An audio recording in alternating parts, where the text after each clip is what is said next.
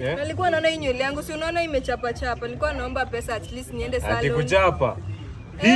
Hii haijachapa na itakanga hivyo. Alafu unajua ikifade, black ikifade inakuwa red wine. Aki baby imetoka nywele sana like unajua madem wengine kwanza wananionanga ni kama na date broke boyfriend. Unaona kwanza hii kichwa yako inakuja vizuri sana ukinyoa. Umejaribu kunyoa? Sijanyoa. Jaribu this time kunyoa.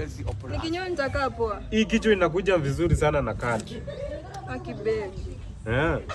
Au unataka niende ninyoe? Tunyoe. Kunyoa ni cheap na unakaa vizuri.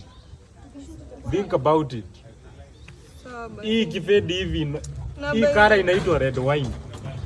Si kuchapa ni red wine. Na baby babes unaona uso wangu imeharibika. Mafuta yangu ya uso ilisha. Nilikuwa naona nakupenda hivi uko natural.